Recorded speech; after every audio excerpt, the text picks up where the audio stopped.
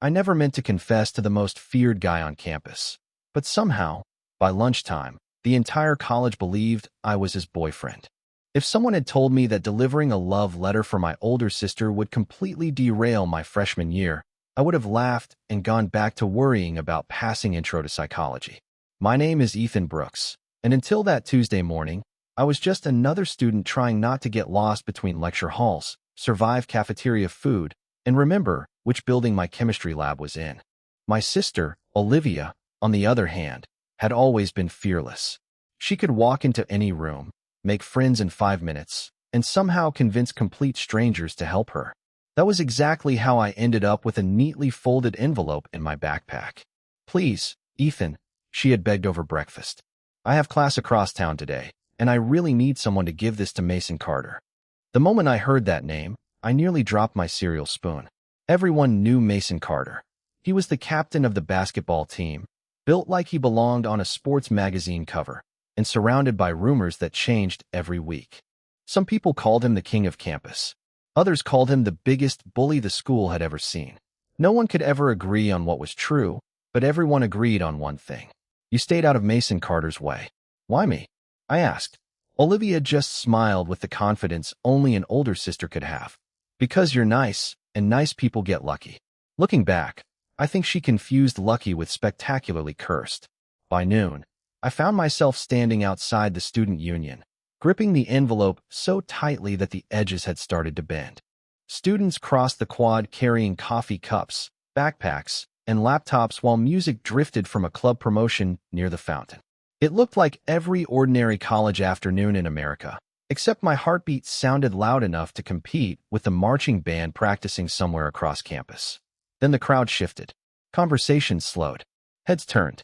Mason Carter was walking across the courtyard with a few teammates beside him. He wasn't shouting. He wasn't trying to look intimidating. Somehow that made him even more impossible to approach. Every step seemed calm, confident, and completely certain, as if the entire campus naturally moved around him. Before I could lose my nerve, I hurried forward and held out the envelope. This is for you." Mason stopped. His friends fell silent. The chatter around us seemed to disappear. He looked at the envelope, then at me, his expression unreadable. Instead of opening it, he simply took it from my shaking hand and studied my face for what felt like forever. Then, without reading a single word inside, the corner of his mouth lifted into a small smile. "Finally," he said quietly. I blinked. "Excuse me." His voice carried effortlessly across the courtyard. "I accept." My brain froze. "Accept what?" He slipped the unopened envelope into his jacket pocket, looked directly into my eyes, and said loud enough for every phone pointed in our direction to record it. "From today on, you're my boyfriend." Every sound on campus vanished. Then, all at once, hundreds of whispers exploded around us. And somewhere behind me, someone shouted, "I knew he'd say yes." My mouth opened, but nothing came out. I stared at Mason Carter as though he had suddenly started speaking another language. Boyfriend? Mine? His? Neither possibility made any sense. Around us, silence lasted for exactly one heartbeat before the entire courtyard erupted into excited chatter. Phones appeared from every direction like magic. Someone laughed. Someone gasped. Someone actually clapped. I heard the unmistakable sound of a camera shutter followed by another and another until it felt like every student on campus had decided this was the most important event of the semester. "Wait." I finally managed, lifting both hands as if I could physically push the misunderstanding away. "No, that is not what this is." Mason tilted his head slightly, calm enough to make me even more nervous. "It is not." His voice was steady, almost curious. "No, absolutely not. That letter was—" I stopped myself just before blurting out my sister's name in front of half the university. Olivia would never forgive me if I turned her private crush into public entertainment. I lowered my voice. "It was not for me." Mason looked at me for another long second, then gave a slow nod that somehow made everything worse. "I see." Relief washed over me for exactly half a second. Then he smiled, small but unmistakably genuine. "You are embarrassed. That is understandable." My eyes nearly popped out of my head. "That is not what I meant." Behind me, a group of students whispered loudly enough for everyone to hear. "He is blushing." That is actually kind of adorable. I cannot believe Mason Carter has a soft side. I wanted the ground to open beneath my sneakers and kindly let me disappear forever.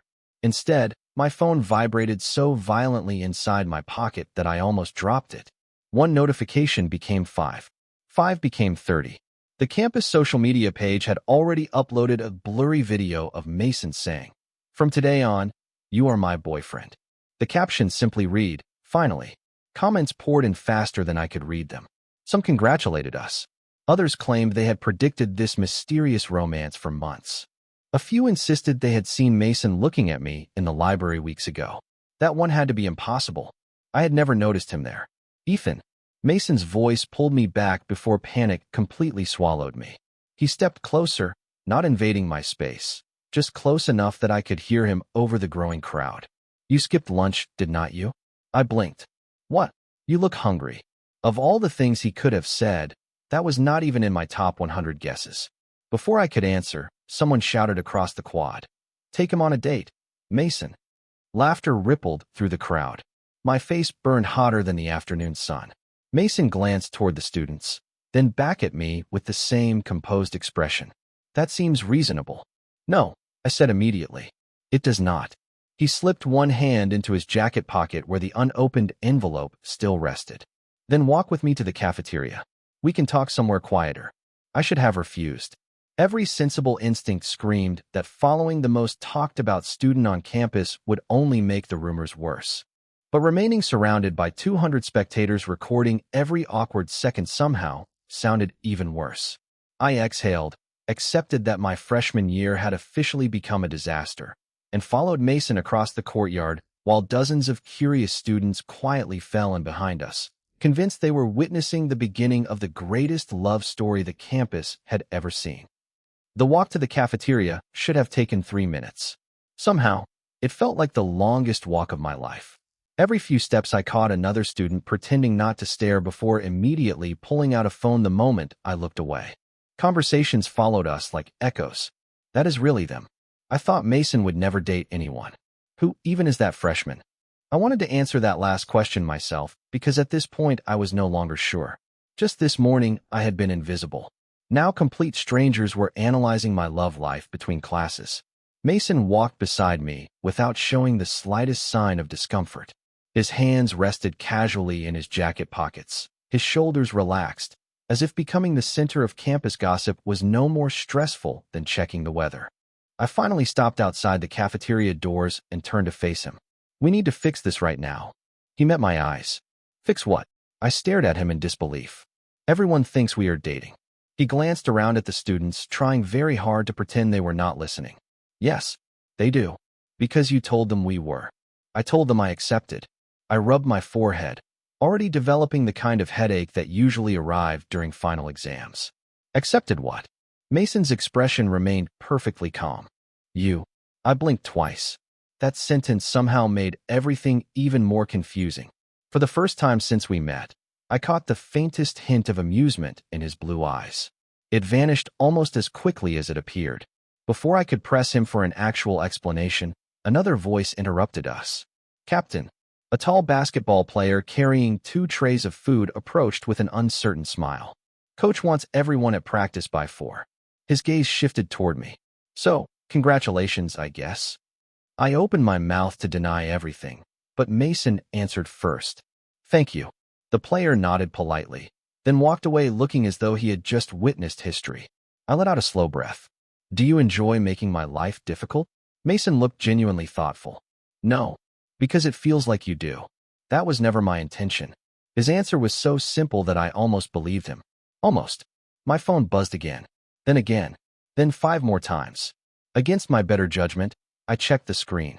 Olivia's name sat at the top of my notifications with 7 unread messages. The first one read, "Ethan, why is there a video of you and Mason Carter all over campus?" The second simply said, "Call me immediately." The third was somehow even worse. "Please tell me you did not accidentally confess to the guy I like." I groaned so loudly that a nearby freshman laughed into his soda. "Bad news." Mason asked quietly. "You have no idea." I slid my phone back into my pocket before I could read the rest. "My sister is going to think I completely ruined everything." Mason's eyes lingered on me for a brief moment. Your sister? My heart skipped. Had I finally said enough for him to understand? Yes. This whole thing started because a loud cheer exploded from inside the cafeteria before I could finish. Someone had spotted us through the windows. Within seconds, students began gathering near the entrance, waving, smiling, whispering, and watching us with open curiosity. I looked at the growing crowd, then back at Mason. You see? This is exactly why we have to explain the truth. He followed my gaze before looking down at me again. His voice remained soft, almost impossibly steady. Ethan, there is one problem with that. My stomach tightened. What problem? He gently tapped the unopened envelope still resting inside his jacket pocket. I have not read the letter yet. For a moment, I simply stared at him, convinced I had misheard. You have not read it?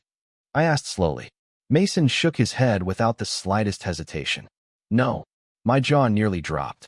Then why did you say yes? He held my gaze with that same calm expression that made him impossible to read. Because I did not need to read it. That answer somehow created 10 new questions while solving none of the old ones. I looked around the cafeteria entrance where curious students were pretending to check their phones while obviously listening to every word. Can we please have this conversation somewhere no one is watching? Mason glanced at the growing audience before nodding once. Follow me. Instead of entering the crowded cafeteria, he led me across the quad toward a quiet garden tucked behind a campus library. The noise of lunchtime slowly faded until the only sounds were leaves moving in the breeze and the distant ringing of the university bell tower. It was the first peaceful place I had seen all day. I folded my arms. All right. Explain everything. Mason reached into his jacket, carefully pulled out the envelope, and held it between two fingers. The paper remained perfectly sealed. This belongs to your sister, does not it? My heart skipped. You knew? Yes. I blinked several times. You knew from the beginning? Yes. I could not believe what I was hearing. Then why did you act like I was confessing to you? He looked toward the fountain for a brief second before answering. Because the person handing me the letter mattered more than the letter itself. My mind completely stalled. That sentence does not make any sense. Not yet, he admitted. Before I could demand another explanation, my phone started vibrating again. This time Olivia was calling. I answered immediately. Ethan, she exclaimed before I could say hello. Please tell me the internet is wrong. I sighed. It is a misunderstanding. Did you give him my letter? Yes. Did he read it? I looked at the unopened envelope still resting in Mason's hand. No. Silence filled the call. Finally, Olivia whispered. How can someone accept a confession without reading the confession? That is exactly what I have been asking. She let out a long breath. Please fix this before everyone thinks I am the sister who lost her crush to her own brother. I promised I would try before ending the call. The moment I slipped my phone into my pocket again, Mason quietly held the envelope out toward me. Take it back. I frowned. You are giving it back? It was never meant for me. I carefully accepted the envelope, relieved that at least one problem had finally been solved. Then Mason smiled, almost imperceptibly. Now we can start over. I frowned again. Start over? Yes. He extended his hand toward me with complete confidence. Hello, Ethan Brooks. My name is Mason Carter. I have been hoping to meet you properly for a long time. I stared at his outstretched hand, trying to understand how a simple favor for my sister had somehow turned into the strangest introduction of my life. Before I could decide whether to shake his hand or walk away, a familiar voice echoed from the library steps. Well, someone called with obvious amusement. That explains why you have been watching him for months. Mason's calm expression changed for the first time that day, and I realized whoever had just spoken knew a secret that I certainly did not. The voice belonged to Jason Reed, one of Mason's teammates, and, judging by the grin on his face, someone who clearly enjoyed arriving at the worst possible moment. He walked down the library steps carrying a stack of textbooks under one arm before stopping a few feet away from us. I guess I was not supposed to say that out loud, he admitted with a sheepish smile. I looked from Jason to Mason and back again. Watching me for months. Jason raised an eyebrow. You did not know? Mason let out a quiet sigh. Jason. All right, Jason said, lifting both hands in surrender. I will let you explain it. He nodded politely toward me before heading across the courtyard, leaving behind a silence that somehow felt even louder than before. I turned back to Mason. Please tell me he was joking. Mason did not answer immediately. Instead, he slipped his hands into his jacket pockets and looked toward the rows of maple trees lining the edge of campus. He was not joking. My heartbeat picked up again. You have really been watching me? Not in the way that sounds. Then explain it in a way that makes sense. He finally looked directly at me. Do you remember your first week here? I thought back for a moment. Endless campus tours. Getting lost twice in the science building. Accidentally walking into the graduate student lounge. Nothing unusual stood out. I slowly shook my head. Not really. I remember it very clearly. Mason said. You dropped your student identification card outside the bookstore. I frowned. Someone turned it in to campus security. I know. How? Because I was the one who found it. That caught me completely off guard. Why did I never see you? A faint smile appeared on his face. You had already walked away before I picked it up. I blinked. That was you. He nodded once. After that, I noticed you around campus from time to time. The library, the coffee shop near the engineering building, the student volunteer fair. Every place he mentioned was somewhere I had actually been. None of them had ever seemed important until now. You remembered all of that? I asked quietly. Yes. But we never spoke. No. Why not? Mason looked almost embarrassed for the first time since I had met him. I kept waiting for the right opportunity. I laughed softly, more out of disbelief than amusement. So instead of introducing yourself like a normal person, you pretended to accept a confession that you already knew was not mine? He rubbed the back of his neck before answering. When you walked toward me today, I thought if I let the moment pass again, I might never get another chance. I stared at him, trying to decide whether his explanation was sweet, unbelievable, or completely unreasonable. The truth was, it somehow managed to be all three at once. Before I could respond, another notification appeared on my phone. This time it was not from Olivia. It was from the official campus discussion page. Someone had uploaded a clear photograph of Mason standing beside me in the library garden. The caption read, "Looks like the happy couple escaped the crowd for some private time."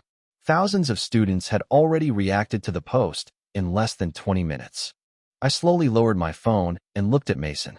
Do you realize the entire university thinks we are dating? He met my eyes without looking away. I know. Then you should probably tell everyone the truth. His expression softened, but his answer came without hesitation. There is only one problem with that, Ethan. I folded my arms. What now? He smiled gently. The only part that was a misunderstanding was the letter. Everything else was completely real. For several seconds, I could not find a single word to answer him. The breeze moved through the trees above us, carrying the distant sounds of students laughing outside the library, but everything around me seemed strangely quiet. Mason's confession echoed over and over in my mind. The misunderstanding had been the letter. His feelings had not. I searched his face, expecting to find the smallest hint that he was teasing me or enjoying some elaborate joke. Instead, I found something completely unexpected. He looked nervous. Not the dramatic kind of nervous that people tried to hide with forced smiles, but the quiet uncertainty of someone who had finally spoken the truth after keeping it locked away for a very long time. You barely know me, I said at last. Mason slowly shook his head. That is where you are wrong. I frowned. You know my name, maybe my major, and apparently you once found my student identification card.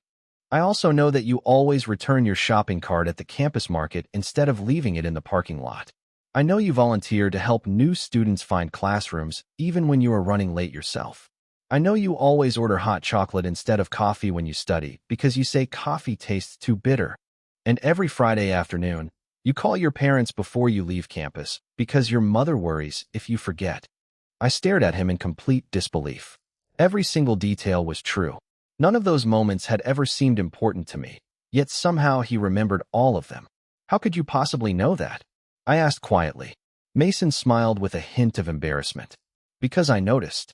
I looked away, trying to organize my thoughts. No one had ever paid that much attention to the ordinary parts of my life before. It should have been unsettling, yet there was something unexpectedly sincere about the way he described those memories. He had never interrupted them. He had never tried to force a conversation. He had simply remembered. You should have talked to me, I finally whispered. I know. Instead, you let the entire campus believe I confessed to you. Because I thought if I admitted how I felt first, you would think I was being ridiculous. I let out a slow breath. And somehow this seemed less ridiculous. For the first time, Mason laughed. It was soft, genuine, and completely different from the intimidating reputation everyone had built around him. Looking back, probably not. I could not stop a small smile from appearing. It disappeared just as quickly when another notification lit up my phone. This time it was from Olivia again. "Ethan, someone sent me another picture. Please tell me you are not actually smiling with him now." I looked at the screen, then at Mason, and sighed. My sister is going to think I completely forgot why I came here today. Mason's expression turned apologetic. "I owe her an explanation." "You definitely do. And I owe you one as well." Before I could ask what he meant, he reached into his backpack and carefully removed a small notebook. Tucked between its pages was an old photograph. He handed it to me without saying a word. I looked down and immediately recognized myself. I was standing at the freshman orientation fair on my very first day of college, smiling while helping another student carry a box of club flyers. I had never seen this picture before. "Who took this?" I asked in confusion. Mason hesitated for the first time since we had met. "I did." I looked up slowly. "You kept a picture of me for an entire year?" He nodded once. Because that was the day I realized I wanted to know the person behind that smile. My heart skipped, not because of the photograph itself, but because I suddenly understood that this story had started long before I ever carried a single letter across campus. My fingers tightened around the photograph as though it might disappear if I let go. A year. Mason had carried this picture for an entire year while I had walked past him dozens of times without recognizing his face. I looked from the faded image back to the quiet expression in front of me, searching for some sign that this had all been exaggerated. There was none. "Why did you never say anything?" I asked. Mason glanced toward the library windows where students continued moving from class to class. "Because every time I decided I would introduce myself, you looked happy. You were laughing with classmates, studying with friends, or talking with your family on the phone. I convinced myself that interrupting your life would only make it more complicated." I shook my head slowly. "Then today you suddenly decided to turn my life upside down." A small smile crossed his face. "I know it was not the best plan." It was definitely not the best plan. Before either of us could say anything else, my phone rang again. This time it was a video call from Olivia. The moment I answered, my sister filled the screen with an expression somewhere between panic and disbelief. "Ethan, please tell me you are alone." I hesitated. "Not exactly." I turned the phone just enough for Mason to come into view. Olivia's eyes widened immediately. "You are still together?" Mason spoke before I could answer. "Hello, Olivia." She blinked several times. "You know my name?" "Yes." She looked back at me. "Why does he know my name?" I let out a tired sigh. That is actually one of the easier questions today. Olivia pinched the bridge of her nose. "All right. I only need one answer. Did you read my letter?" Mason answered honestly. "No." She stared at him in complete confusion. "Then why did you accept?" He remained silent for a moment before speaking with surprising sincerity. "Because I have been waiting for a chance to talk to Ethan, not to receive your letter." The line went completely quiet. Olivia looked at me, then back at Mason, and finally sighed. "Well, I definitely did not expect that answer." To my surprise, her voice softened. "Just promise me one thing." Mason nodded. "Anything. Do not make my little brother cry." His expression became serious. "I would never want to." Olivia studied him for another second before ending the call with a quiet goodbye. I slipped my phone back into my pocket, feeling strangely relieved that at least the truth was finally reaching the people who mattered. Unfortunately, the rest of campus was still living inside a completely different story. As Mason and I walked toward the main quad, dozens of students smiled at us as though they had known us for years. Some waved. Others whispered. One student even congratulated us on becoming the university's newest couple. I buried my face in my hands for a second. This is never going away, is it? Mason looked at the crowd, then back at me. Rumors usually fade. Eventually, I laughed despite myself. That is not very reassuring. We reached the student center just as a large digital screen mounted above the entrance changed to the campus announcement feed. The smiling faces of club presidents disappeared, replaced by a new post that had already gathered thousands of reactions. Someone had edited together every photograph and video taken of us that afternoon into a short montage with romantic background music and the caption, "Campus Couple of the Year." Students immediately stopped walking to watch it play. My heart sank. I slowly turned toward Mason. This has officially gotten out of control. Before he could answer, a familiar voice called my name from across the courtyard. I looked up and saw a tall senior walking directly toward us with a confident smile. The moment Mason recognized him, the warmth disappeared from his face, and I realized this newcomer knew another part of the story that I had not heard yet. The senior stopped a few feet in front of us with the confidence of someone who had never doubted he would be welcome. He was tall, well-dressed, and carried himself with the effortless charm that usually made people step aside without thinking. "Mason," he said with a familiar smile. "You disappeared before practice." Mason's voice became noticeably cooler. "Ryan." I looked between them. "You two know each other?" Ryan chuckled softly. "We have known each other since high school." He turned toward me and offered his hand. "Ryan Bennett, Student Council President." I shook it politely. "Ethan Brooks." "I know exactly who you are," Ryan replied with a grin. "The entire campus does." I sighed. "Please do not remind me." Ryan laughed, but the amusement in his eyes faded as he looked back at Mason. "Can we talk for a minute?" Mason answered immediately. "Whatever you need to say can be said here." Ryan paused before nodding. "Fair enough." He folded his arms. "I just wanted to make sure you are serious this time." My eyebrows lifted. "This time?" Ryan looked at me with an apologetic expression.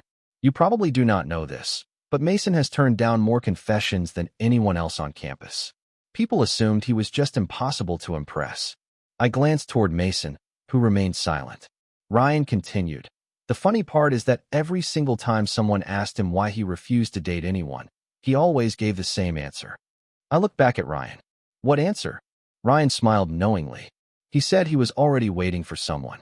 My heartbeat stumbled. Ryan nodded toward Mason.